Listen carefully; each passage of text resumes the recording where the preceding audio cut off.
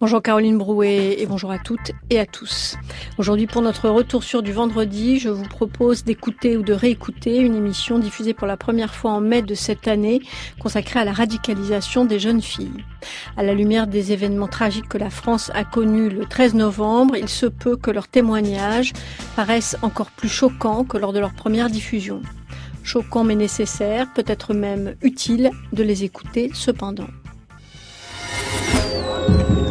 Les pieds sur terre, Sonia Kronlund. Personne n'ose provoquer l'avenir. Faudrait être fou pour provoquer l'avenir.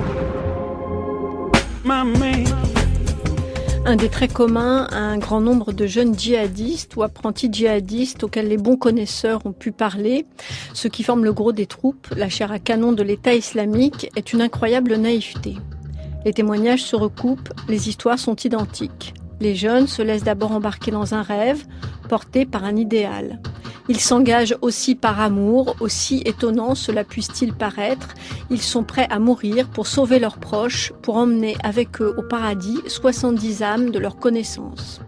La violence, les armes, les décapitations viennent après, parachever l'endoctrinement, galvaniser, couper du monde, rendre l'engagement irréversible. Mais dans un premier temps, ils ont trouvé une cause à épouser, un but à poursuivre.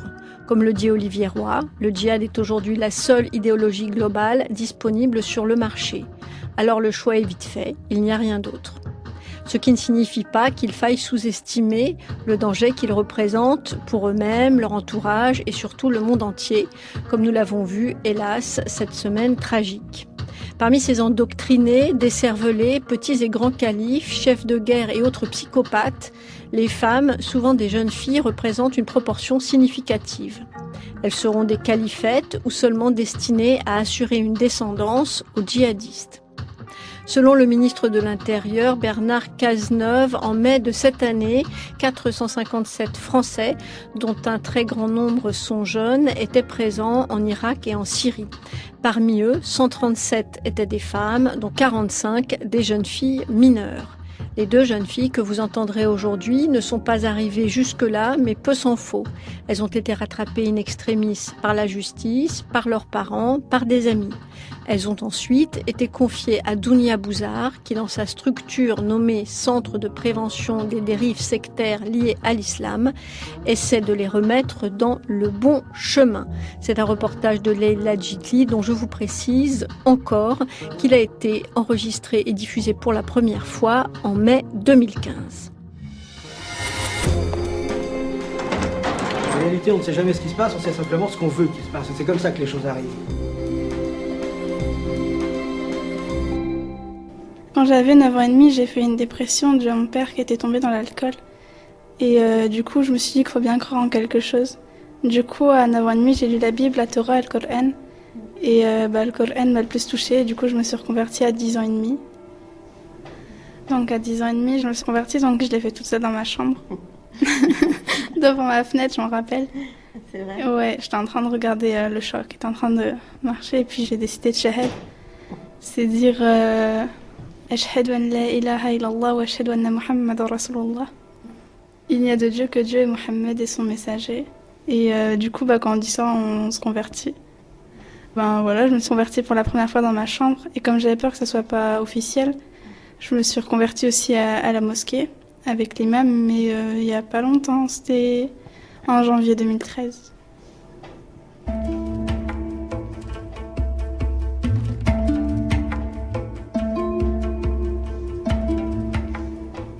Franchement, je pense que si j'avais pas eu la religion, je serais plus en vie à ce moment-là, parce que comme j'avais fait une dépression, j'ai essayé plusieurs fois de me suicider, donc voilà quoi. Parce que le quotidien était trop difficile à supporter. C'est dur, ouais, je voyais des choses que des gosses de 9 ans doivent pas voir, quoi, donc ouais, c'est dur. Et l'alcoolisme de votre père, c'est ça? Ouais, il y avait des violences, donc pour moi la religion c'est comme une corde en fait, et on doit s'y raccrocher, parce que à un moment si on lâche, on tombe, et si on tombe, ça fait mal. Et donc sans la religion, je pense que je serais pas là à l'heure d'aujourd'hui. Quand j'avais 11 ans, je l'ai dit à mes parents. Je l'ai pas vraiment dit. Je suis arrivée directement voilée devant elle et franchement, c'est pas la meilleure solution. J'avais le voile intégral. Je suis rentrée comme ça, ouais, et puis du coup, ma mère, elle a rigolé dans un premier temps. Parce que elle pensait que je m'étais déguisée. Et du coup, quand je lui ai dit, après, je mangeais plus de porc, rien. Elle a commencé à se poser des questions, puis je me suis acheté un Coran. Je me suis acheté des livres sur l'islam. J'ai commencé à aller sur Internet, à parler avec des musulmanes. Parce que on a besoin de ça, sinon je pense que c'est plus compliqué pour tenir dans la religion. Puis du coup, ça l'a pas trop fait au début, quoi. Elle a jeté mes voiles, elle les a cachés, mais je les ai retrouvés à chaque fois. Du coup, elle a fini par les jeter. Ça a été compliqué au début. Finis ton jambon, mange ton porc. Mais ça fait que depuis janvier 2015 là, que j'ai le droit de porter le voile, de faire bien la prière, de pas manger de porc. Bon, la viande halal, c'est encore compliqué, mais voilà. Et à l'école, comment ça se passait? J'étais un cas social. Je parlais à personne, j'aimais personne. Donc je me dis que si je traîne trop avec des non-musulmans, ma foi elle baisse. Et j'ai pas envie qu'elle baisse parce que c'est ça qui m'aide à me tenir debout. Du coup, j'évitais au maximum d'être avec les gens, mais je m'en portais pas plus mal. Au collège, c'est des gamins. Et au lycée aussi. La foi, c'est un cadeau, c'est un trésor, c'est quelque chose que tout le monde n'a pas la chance d'avoir. Et puis quand on l'a, je pense qu'on se rend pas compte de la chance qu'on a non plus. À l'heure d'aujourd'hui, je me vois plus vivre sans foi, sans croire en quelque chose, sans avoir quelque chose en quoi me raccrocher ou pouvoir me confier à quelqu'un comme ça sans qu'il me le juge. Enfin, il me jugera, mais pas de la même façon que l'être humain en fait. Donc, je trouve que c'est une aide, c'est super important. Pour moi, sans foi, l'être humain n'est rien, donc...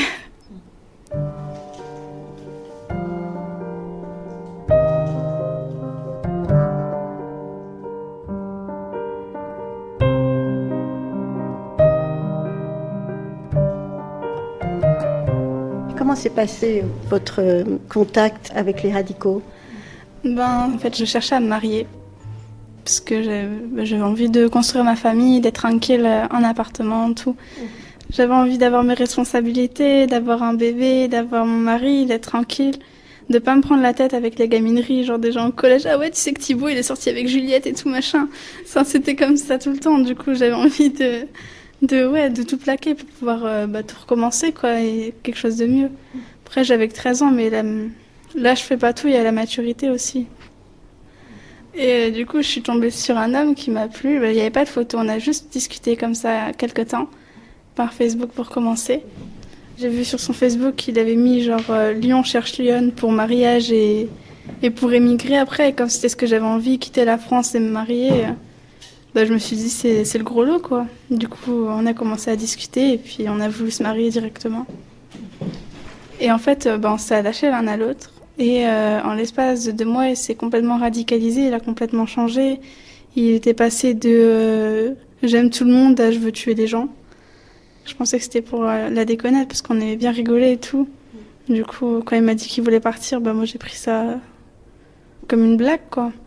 Pour moi, c'était complètement délirant. Je pensais pas, quoi, du coup. Après, je suis pas dans sa tête, mais il m'avait dit qu'il avait parlé avec des frères et qu'il voulait construire un orphelinat en Syrie. Et du coup, comme moi je l'aimais, je me suis dit, s'il veut partir, c'est que c'est bien pour lui. En fait, j'ai pas eu de nouvelles de lui pendant quelques temps parce que j'avais pas le droit d'avoir internet. Et un jour, j'ai réussi à avoir quand même. Et il m'a fait ça y est, je suis partie en Syrie. Et moi, j'ai rigolé parce que j'ai pas cru. Puis après, j'ai pleuré parce que j'ai commencé à me dire qu'il m'avait donné des pistes, mais que j'avais pas su saisir les indices qu'il donnait, quoi. Et puis après, j'ai dit que j'allais le rejoindre. Forcément, j'aurais tout fait pour lui. J'étais prête à quitter ma famille, quitter tout ce que je connaissais pour partir dans un pays où je connaissais personne, où je connaissais pas les coutumes ni la langue. Je voulais partir rejoindre mon futur. Le plus loin, j'ai été en Allemagne. Et au final, il y a des sœurs, des musulmanes qui m'ont hébergée. Du coup, elles m'ont payé un billet de train, elles m'ont ramenée chez moi. Et elles m'ont fait jurer que je rentrais chez moi et que je partirais pas, quoi. J'ai pas réussi déjà à y aller. Et de toute façon, il m'a dit qu'il fallait pas que je vienne. Parce que c'était la misère là-bas, il avait pas envie que je vive ça. Il a tout fait en fait pour pas que je parte, mais j'avais envie de le rejoindre, j'avais pas envie de le laisser tout seul, j'avais envie de m'occuper de lui, de faire le ménage chez nous, d'avoir des bébés, j'avais envie de plein de trucs avec lui, j'aurais tout fait franchement. Et puis ça s'est pas fait quoi, parce qu'il est mort.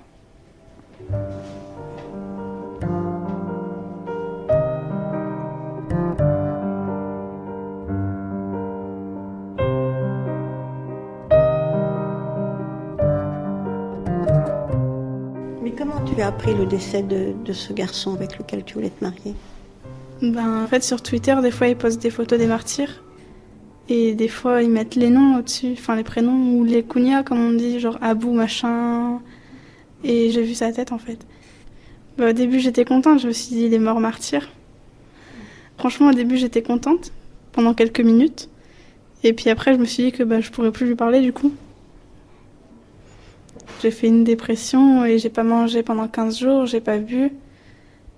J'ai quand même voulu le rejoindre, j'étais prête à y aller en courant en Syrie pour le voir une dernière fois avant qu'il soit enterré, quoi. Et je suis toujours en France, donc ça n'a pas pu se faire. Qu'est-ce qui s'est passé? Je me suis fait arrêter à Paris, alors que je devais rejoindre un frère qui devait m'amener jusqu'en Suisse. Et de la Suisse, après, je devais prendre un avion pour partir en Grèce, prendre le bateau pour partir. Après, voilà. Mais en fait, j'ai fait l'idiote parce que je suis restée à Euroline de 6h à 14h. Du coup, ils ont remarqué que j'étais toute seule comme ça et j'ai une tête de gamine, quoi. Du coup, on voit que je suis pas majeure. Les flics, ils sont venus 10 minutes avant que le frère il arrive. Voilà.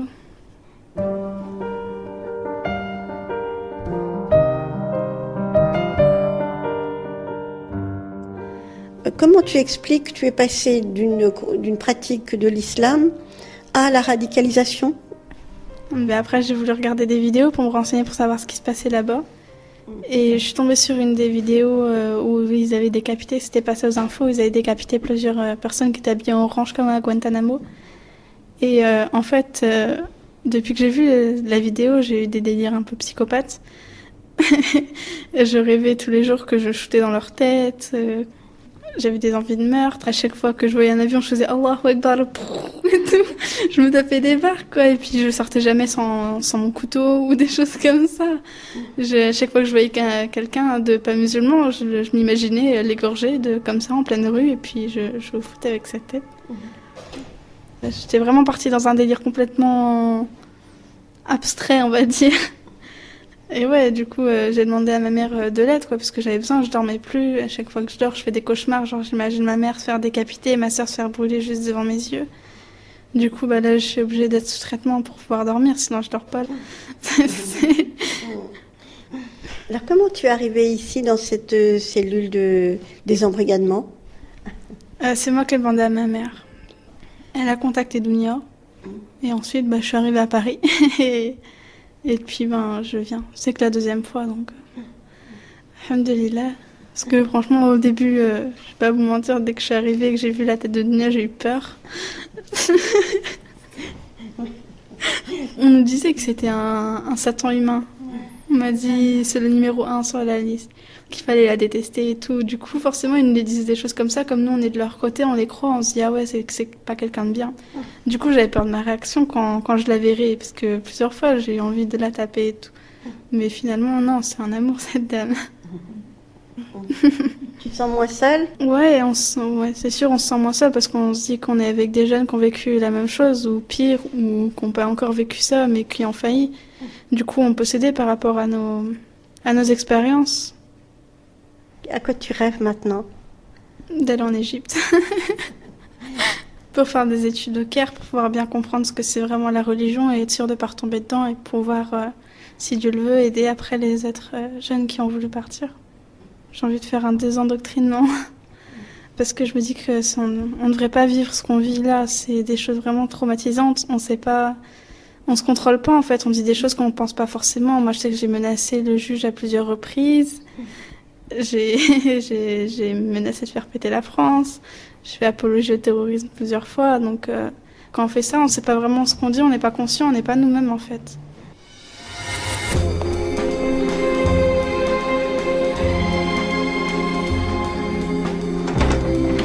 France Culture, les pieds sur terre. Alors toi, Laïla, qu'est-ce qui s'est passé pour toi? Tu avais été recrutée sur Facebook? Oui, il y a eu un lourd endoctrinement. J'étais au lycée. Moi, je faisais ma petite vie tranquille comme une adolescente. Et puis, jusqu'à qu'ils viennent me parler. Et là, ça a tout bouleversé ma vie. Je voulais devenir infirmière et j'aime beaucoup les enfants. J'ai une passion pour les enfants. Et quand on montre des vidéos d'enfants qui demandent de l'aide, qui se font bombarder par le régime de Bachar al-Assad, du coup, ça touche tout le monde. Personne n'est insensible à ce qui se passe en Syrie.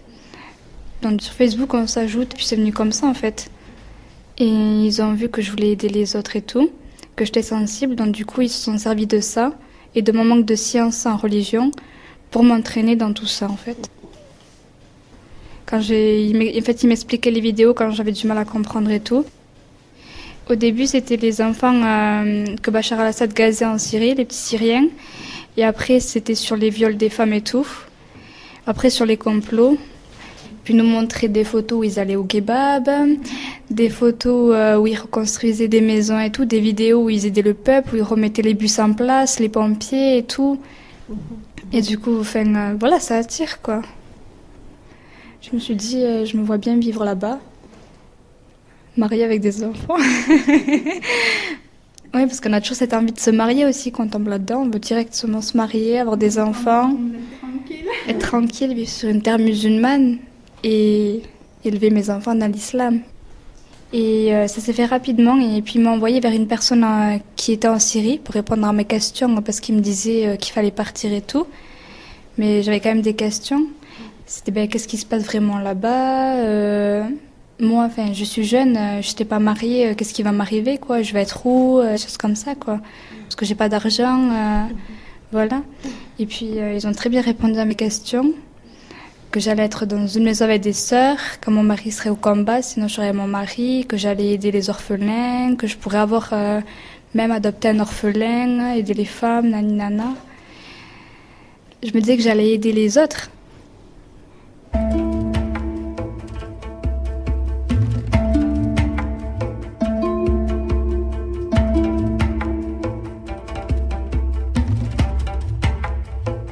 J'essaie de partir.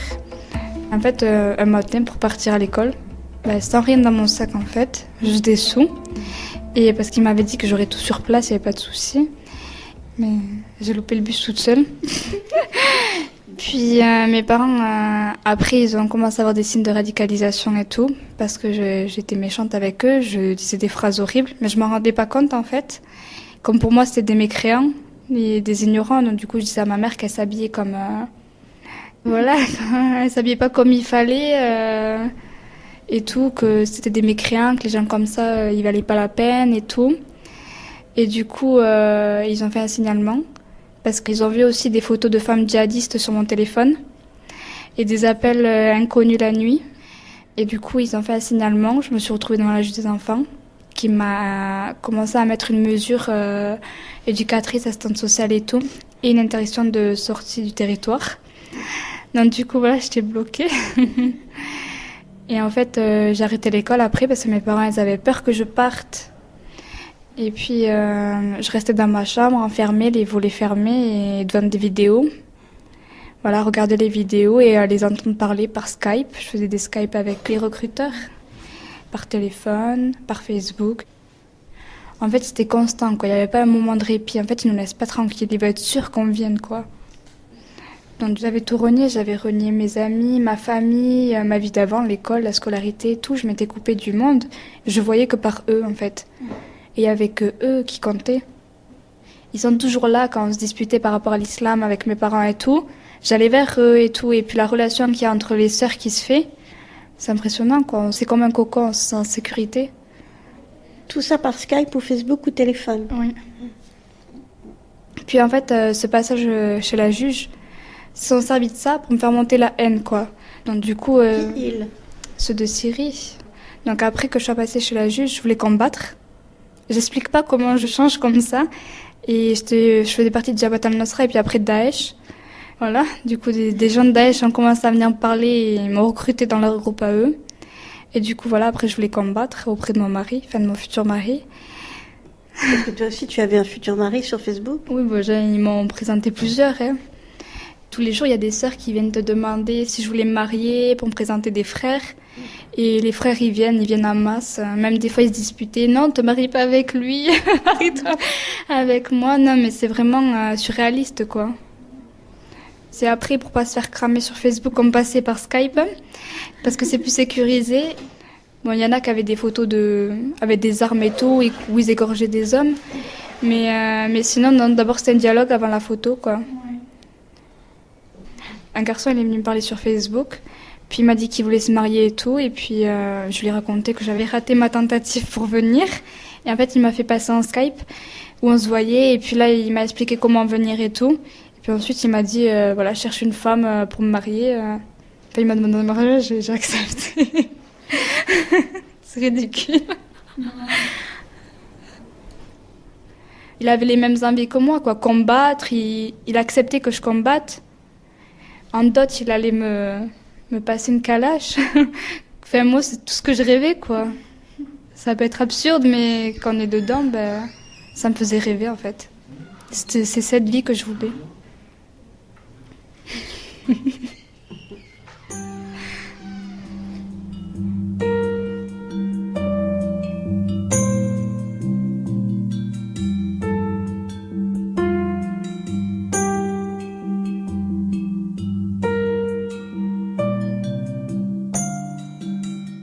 Je voulais combattre, mourir en martyr. Je voulais combattre sur le chemin d'Allah, faire le djihad, quoi. Pour mourir en martyr, pour la cause d'Allah. Pour défendre les Syriens, mais avant tout pour mourir en martyr. Aujourd'hui, maintenant, avec le recul que tu as, tu peux m'expliquer ce que ça voulait dire de vouloir mourir en martyr quand on est une jeune et jolie jeune fille comme toi? Ben, je voulais le paradis, je voulais atteindre le paradis. Comme ils nous disent que quand on meurt en martyr, ben, on atteint les plus hauts rangs auprès d'Allah. C'est tout ce que le musulman veut. N'importe quel musulman veut le paradis et atteindre les plus hauts rangs auprès d'Allah. Et du coup, ben, ça me faisait rêver. En fait, j'avais tellement d'amour pour Allah que... Voilà, j'avais la foi. Et je l'ai encore, alhamdulillah. Qu'est-ce qui s'est passé pour que finalement tu renonces au fait de partir et d'aller combattre et de mourir en martyr? Ben, j'ai voulu faire un attentat. Après, comme du coup j'ai eu un premier rendez-vous avec la police et tout, ils m'ont fait une première audition. Ils m'ont pris mon ordinateur portable et tout pour savoir où j'en étais. Parce que tu as été signalée, c'est ça? Oui, par mes parents.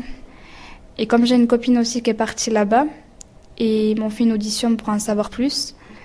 Et donc là, je savais que c'était mort, que j'étais suivie de partout et tout, donc du coup, je pourrais pas y aller. Donc du coup, je m'étais dit, je vais faire des faux papiers. Et si je passe pas avec ça, ben, ils m'ont proposé de me retourner contre la France.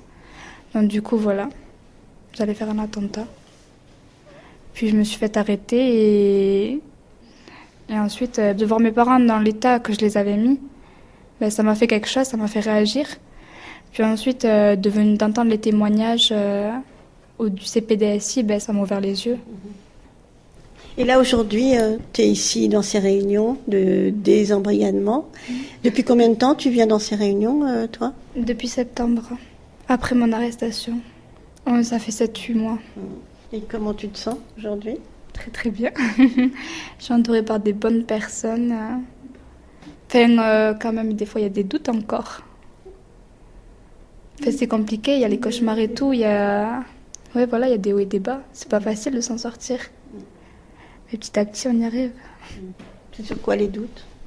Ben, qui dit vrai, qui dit faux, parce qu'on s'y perd à force, parce que le CPDSI nous dit ce qu'ils disent faux, eux nous disent que le CPDSI dit faux. En fait, on sait plus qui croire. On se pose des questions. Puis ça nous manque le cocon qu'on avait avant et toute l'affection. Ça fait un vide. Ah oui, un gros vide. Et vous retrouvez pas ça ici, quand même, puisque vous êtes quand même bien entouré. Oui, on le retrouve, mais c'est pas la même chose.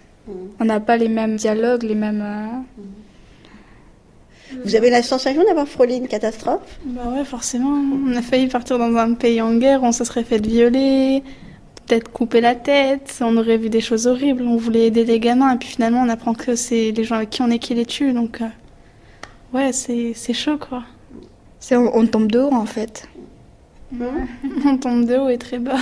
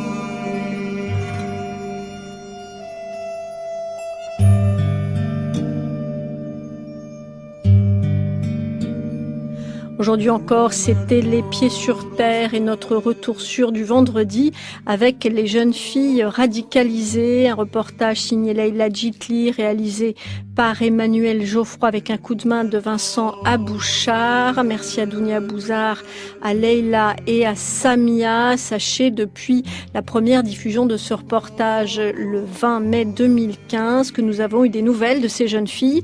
La plus jeune, Samia, est sortie, d'après Dounia Bouzar, de la radicalité, mais elle est encore suivie par son centre de prévention. Samia, quant à elle, a réussi son CAP, elle commence son BEP. Dounia pense qu'elle est en voie de réengagement, dit-elle, dans le monde réel. Sandrine Chaperon, c'est bien sûr toujours l'attachée de production des Pieds sur Terre, avec Philippine Lebray. Dans un registre moins grave, je me permets de signaler aux auditeurs des Pieds sur Terre que pendant les 4 semaines qui viennent, où je m'absente de Paris, l'émission leur sera présentée par Delphine Saltel, productrice aux Pieds sur Terre. Merci à elle et bon après-midi à l'écoute de France Culture. Il n'y a pas que les pieds sur terre.